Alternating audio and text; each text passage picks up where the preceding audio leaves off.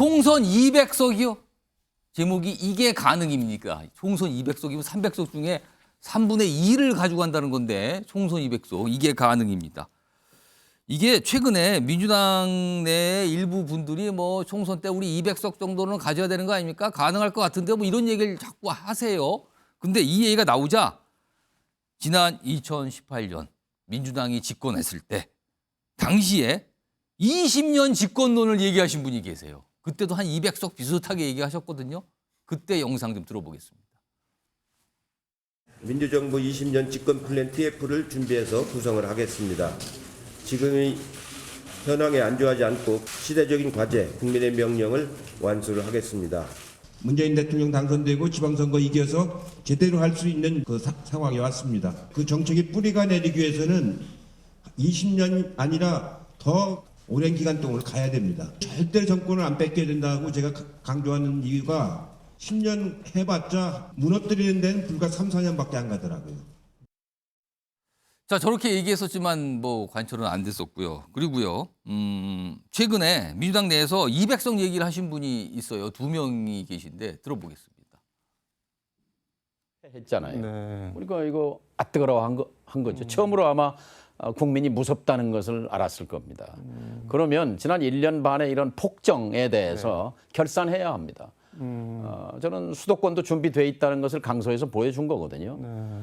수도권 120 몇 개 의석을 석권하면 200석 못하리라는 법도 없습니다.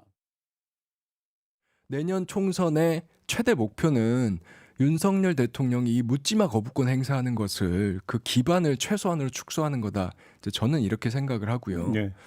그런데 그렇게 하기 위해서는 사실 연합 200석이 필요합니다. 수도권 120석 플러스 해서 200석 아니면 연합 200석. 박원석 전 의원님, 이게 자신감일까요? 무리수일까요? 이거 가능하다고 보세요 지금? 아니 지금 두 분의 뉘앙스가 전혀 다른 얘기를 한 거예요. 다른 이탄희 얘기요? 의원이 얘기를 한 거는 예.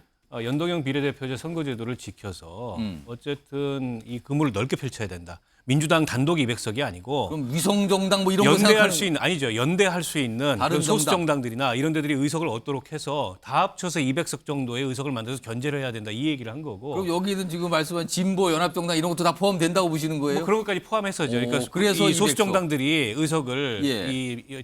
연동형 비례제 하에서 예. 갖도록 함으로써 예전처럼 위성 정당을 만들거나 병립형으로 돌아가려는 시도가 있으니까 그렇게 하면 오히려 더 기반이 축소될 거고 예. 선거제도를 지켜서 기반을 넓혀서 예. 이제 넓게 연합 정치를 해야 된다 이 얘기를 한 거고요. 정동영 전 장관께서 하신 말씀 무슨 말씀인지 모르겠는데 어쨌든 수도권 선거를 잘해야 된다. 그래야 이제 최대 의석에 접근할 수 있다 이 얘기를 한 건데 예. 지금 뭐 200석 이런 얘기 운운하는 거는 아무리 민주당이 일당이고 윤석열 대통령 지지율이 나쁘지만 오히려 이제 자만으로 비춰질 수 있어서 별로 좋지 않고요. 과거에 2016년 총선 앞두고 당시에 국민의힘에서 당시에 이제 새누리당이죠. 예. 180석 전망을 하다가 근데 이 진박 공천 사태 나면서 그냥, 오히려 총선이 졌잖아요. 예, 그냥. 때문에 이 선거 앞두고서는 이렇게 머리를 함부로 들면 안 됩니다. 정치 세력이. 머리 들면 안 된다. 여기서 또 나오네요. 그래서 민주당에서도 이거 걱정하는 목소리가 있었어요. 이런 상황에 대해서 들어보시죠. 저는 이탄희 의원의 뭐 생각이 개인적인 생각이라고 보고요. 네. 지금 민주당은 그런 발언을 조심할 때다. 실제 강서 구청장 선거에 대한 국민적 심판은 민주당이 좋아서 찍은 것이 아니라 윤석열과 국민의힘의 잘못된 것을 따끔하게 회초리를 때린 선거였는데 그게 마치 민주당의 지지로 착각하면 안 된다.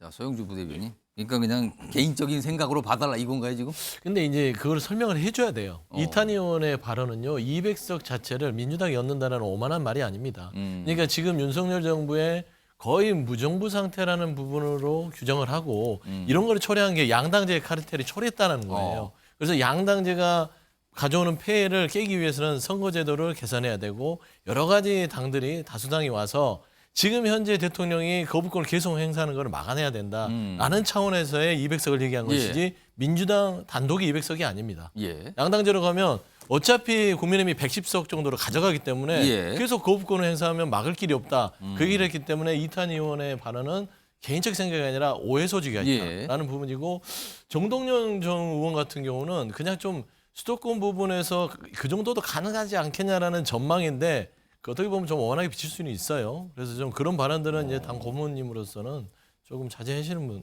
게 좋지 않았겠느냐. 근데 싶습니다. 좀 말이 자제한다고 더듬게 되네요. 왜냐면 자제하시면 당 고문에 좋겠는데 대해서 얘기를 또 하다 누가 보니까. 200석 얘기 또 하시는 거 아니에요? 또 그러면. 근데 이런 일은 절대 없습니다. 당의 공식 입장들은 특히나 예. 그렇습니다. 선거 앞두고요.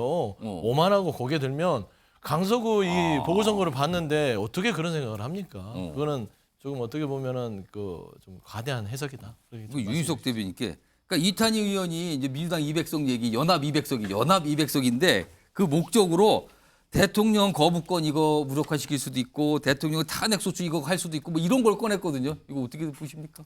그러니까 지금 이 상황에서 윤석열 대통령과 이 대립각을 계속 세우다 보니까 여기까지 온 거예요. 대선이 굉장히 박빙으로 승자가 결정이 됐고 그 이후 1년 반 동안 너무나 극심하게 이 균열이 생긴 상태에서 국회 운영이 되고 있지 않습니까? 예. 그러다 보니까 민주당에서는 원내 절대 가반을 갖고 있는데도 아무것도 못한다. 그런 차원에서 나온 발언이라고 생각하고 그래도 숫자를 저렇게 200석이라고 하면서 얘기를 하면은 누가 들어도 그냥 5만 또는 뭐 과욕 이렇게 들리지 뭐 합리적이라고 들을 분은 그렇게 많지 않아 보입니다.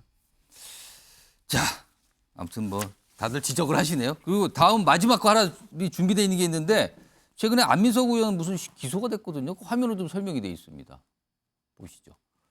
최순실 독일 은닉재산 수조 원 페이퍼 컴퍼니 수백 개라는 사실을 독일 검찰로 또 확인했다. 옛날에 이렇게 뭐라는 얘기를 했는데 이게 어제 명예훼손 혐의로 불구속 기소가 됐어요.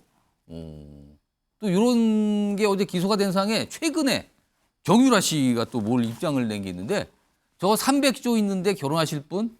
저 진짜 승마 선수고요. 아임 진지예요. 이거 최근 거 뭐 비꼰 거 같은데 굳이 또 이런 걸 또 올렸어요. 최근에. 그 뒤에 안민석 의원이 기소가 된 거. 이렇게 돼 있습니다.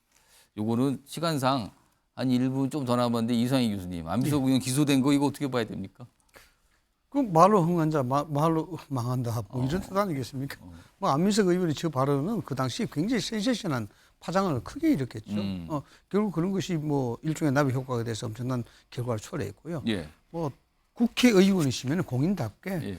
앞으로 좀 처신에 좀 각별해야 될 것 같습니다. 정지 부대변인. 근데 민주당이나 안민석 의원은 아니 이걸 이제 와서 한참 지난 걸 왜 문제 삼는가? 이거 뭐 이상하다. 약간 이런 반발도 있더라고요. 그런 오인이 있죠. 2019년도에 이제 고소가 들어가서 4년 됐잖아요. 예. 4년 동안 묵혔다가 이제 와서 왜 이렇게 기소를 하느냐는 부분이고요. 또 최순실 부분에 있어서는 당시 국정농단의 부분에서 여러 가지 권력을 사용해서 예. 많은 부를 축적했던 건 사실이지 않습니까?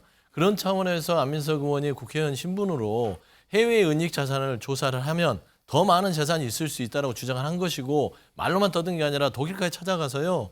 여러 가지 또 이렇게 검증 작업들을 거쳤던 부분도 있습니다. 그러니까 의혹 제기를 그냥 말로만 떠든 게 아니라 본인도 찾아보려고 했던 부분이 예, 있어서 그런 거 10분 이후였을 때 빨리 수사를 마무리해서 기소를 하지 총선 다 앞두고 나서 기소한다는 부분들은 오해는 살만하다. 저는 그런 말씀드립니다. 그러니까 이거는 사실과 다른 명예훼손이다. 아니다. 지금 왜 이제 와서 이거 문제 삼으니까 이거 정치적 기소 같은데요. 약간 이렇게 또 반발하는 상황도 벌어지고 있습니다.